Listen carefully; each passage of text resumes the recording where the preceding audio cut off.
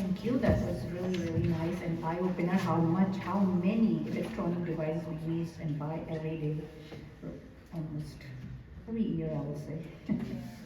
Okay, next presentation is by Aanya Bhatia, fourth year health science student, business and administration studying in Western University. Topic is reduction of single-use plastic. And this is a video. She is still in Western University right now, but she sent us the video, and here we are going to play video. Please welcome. Hi everyone, my name is Anya. I'm a fourth year student at Western University and I'm currently studying health sciences and administration. I'm so excited here to present to you my presentation on reduction of single-use plastics. So to begin, I quickly want to go over what single-use plastics are. So single-use plastics refers to plastic items that are designed to be used once and then disposed, such as packaging materials, bottles for items like shampoo, conditioners, detergents, polythene bags, face masks, coffee cups, cling film, trash bags, and food packaging. Now, I'll be kind of going over some microeconomic and macroeconomic impacts of single-use plastics. So the first microeconomic impact is the cost. So single-use plastics are often cheaper than reusable alternatives, leading to a lower cost for businesses and consumers. However, the cost of disposing of these plastics can be high and is often borne by local governments. Now, consumer demand. Consumers often demand single-use plastics due to one, their convenience, and two, their low cost.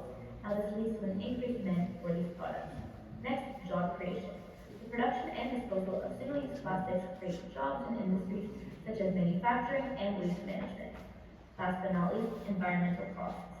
So, the use of single-use plastics has negative environmental impacts such as pollution, waterways, and harm to wildlife, which can result in costs for cleanup and remediation. Now, some macroeconomic impacts include trade. The global trade of plastics is a significant industry, and changes in demand for single-use plastics in Canada could impact this. Next, we have resource depletion. The production of plastics requires the use of fossil fuels, which can contribute to resource depletion and climate change. Next, we have environmental costs. So the environmental impact of single-use plastics can have significant economic costs for society, such as the cost of cleaning up and remediating polluted areas. Last but not least, we have policies and regulations. So policies and regulations aimed at reducing the use of single-use plastics have economic impacts on businesses and industries that rely on these products. However, such policies may also create opportunities for new industries focused on sustainable alternatives to single-use plastics. So overall, I would say that micro and macroeconomic impacts of single-use plastics in both Canada and India are complex and multifaceted. While there is many benefits such as low cost and convenience, there are also significant costs with production and disposal, for example. Now, as a result, there is a growing movement towards reducing or eliminating single-use plastics in Canada and India and globally, honestly. Now I'll be kind of walking through some statistics regarding single-use plastics in India. So according to the Mental Use Foundation report from 2021, single-use plastics account for a significant amount of the plastic produced globally, with 98% of it being made from fossil fuels. Now India is ranked 94th among the top 100 countries that generate single-use plastic waste, with an annual domestic production of 8 million metric tons and an import of 2.9 million metric tons. Now, this past year, India generated 5.58 million tons of single-use plastic. And the largest category of single-use plastics is packaging, which makes up 95% of all single-use plastic waste. That being said, there are a couple initiatives that have been taken in India to kind of reduce the harm that single-use plastics have on the environment. The first being a ban on single-use plastic. So the Indian government banned single-use plastics in several states, including Maharashtra, Tamil Nadu, and Delhi. So in 2018, the government announced a plan to eliminate all single-use plastics in the country by 2022. Another initiative is called the Plastic Waste Management Rules. In 2016, the Indian government introduced new plastic waste management rules that require manufacturers to collect and recycle the plastic packaging. The rules also prohibit the use of certain types of plastic, such as plastic bags that are less than 15 micro on thick. We also have a campaign called the Slash Bharat Abhiyan. Now, this is a Clean India mission and government campaign to clean up India's streets, roads, and infrastructure. The campaign has focused on reducing plastic waste and increasing awareness of the harmful effects of single-use plastic. Another effort that has been implemented in India is the Plastic Waste Free campaign. Now, this is a collaboration between the Indian government and the United Nations Development Program, and the idea is to eliminate single-use plastics from India's coastal areas. Now, I have some stats about single-use plastics in Canada as well. So Canadians throw away 3 million tons of plastic, single-use plastic every year, and only 9% of that is really recycled. That means about 29,000 tons ends up into our natural environment, which has a lot of different negative implications. So what are some things that Canada has been doing to kind of overcome this?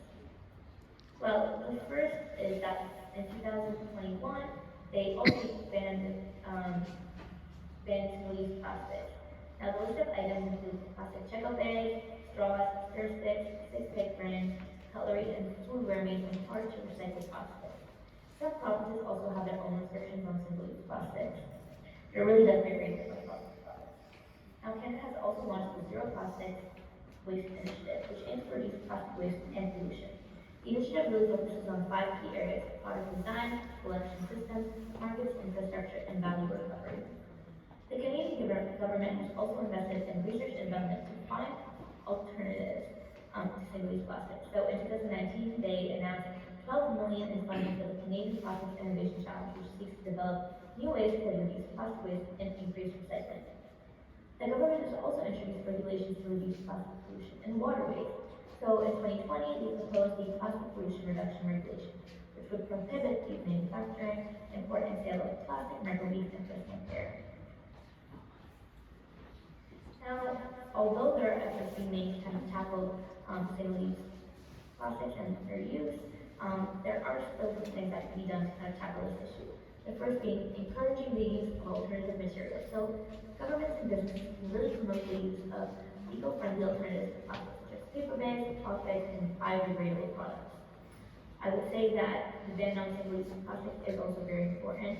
So both the Canadian and Indian government have already implemented different regulations surrounding the use of single-use plastics and have also implemented bans on single-use plastics in several states and provinces.